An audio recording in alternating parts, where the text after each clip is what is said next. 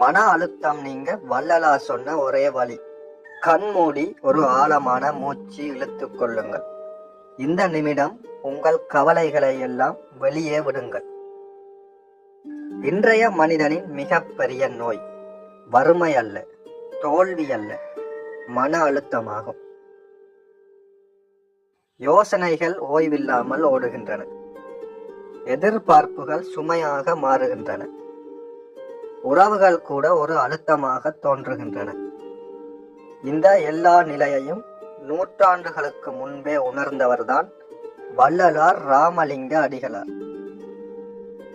அவர் தெளிவாக சொல்கிறார், மனதின் இருள் நீங்கினால் வாழ்க்கையின் துன்பம் தானாக விலகும்.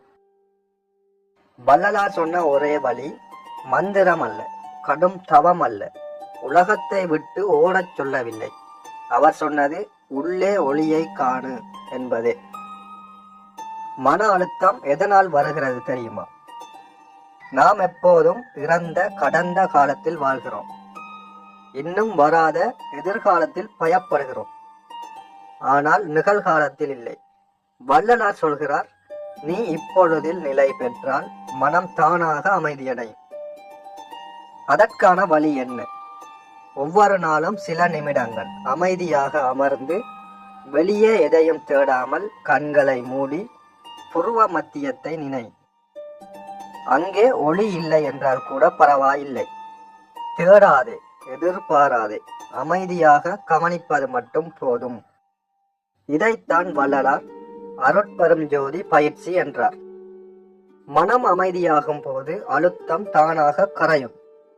ஏனெனில் மன அழுத்தம் என்பது ஒரு சூழ்நிலை அல்ல, ஒரு மனநிலையாகும்.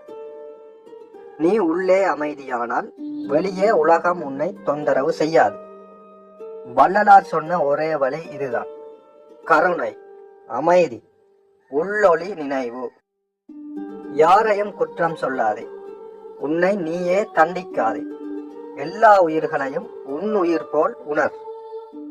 அந்த நிமிடம் முதல் மனம் மென்மையாக மாறும், அழுத்தம் தளரும், உள்ளம் நிம்மதியை அனுபவிக்கும். இப்போது இந்த வார்த்தைகள் உன் மனதில் அமைதியை கொடுத்திருந்தால் இந்த வீடியோவை முழு கவனத்துடன் கேள். மீண்டும் மீண்டும் கேள். ஏனெனில் அமைதி ஒரு தகவல் அல்ல, ஒரு அனுபவம். அருட்பெரும் ஜோதி, அருட்பெரும் ஜோதி, தனிப்பெரும் கருணை, அருட்பெரும் ஜோதி. நன்றி, வணக்கம்.